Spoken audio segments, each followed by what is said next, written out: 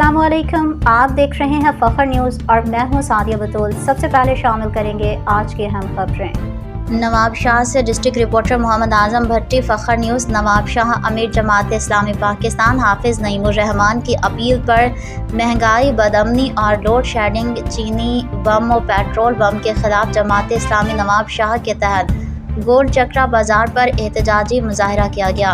एहतजाजी मुजाहरे से general secretary Jamaat Islami Sindh Mohammad Yusuf ने खिताब करते हुए कहा कि हुकूमती और अपोजिशन जमातें अपने मराद के लिए इकट्ठी हो जाती हैं, लेकिन अवामी मसाइल पर जमात इस्लामी के अलावा कोई आवाज़ मौजूद नहीं।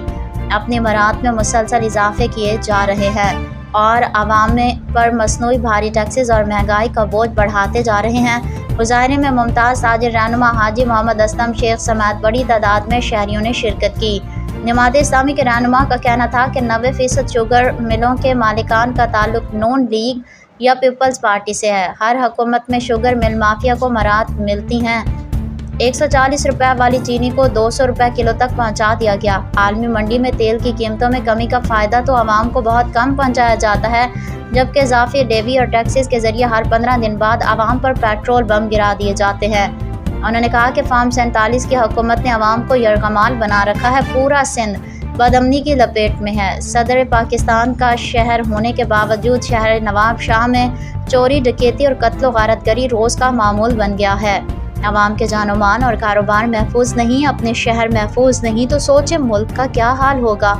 आवाम इन चोर, लुटेरे, वडेरों, सरदारों और सरमायादारों से जान छुड़ाए और जमात इस्लामी का साथ दें। एहतजाजी मुजाहरे से जमात इस्लामी के ज़िलाई अमीर तारिक जावेद, नायब सदर अमीर सरवर अहमद कुरैशी, मकामी अमीर नजफ रज़ा और अब्दुल वहाब ने भी खिताब किया। इस मौके पर शुरका ने महंगाई के खिलाफ ज़बरदस्त नारेबाजी की।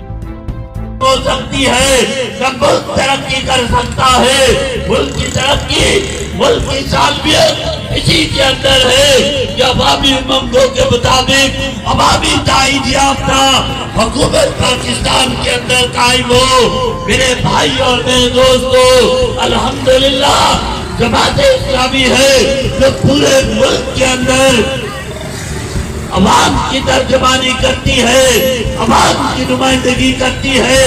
कौन है जो इस मुल्क की महंगी बिजली के खिलाफ इस्लामाबाद में धरना देता हो? कौन है कि जिसने पूरे मुल्क के बच्चे बच्चे को ये बात बताई है कि महंगी बिजली उसका सबब ये है कि ये IPPs के जाल।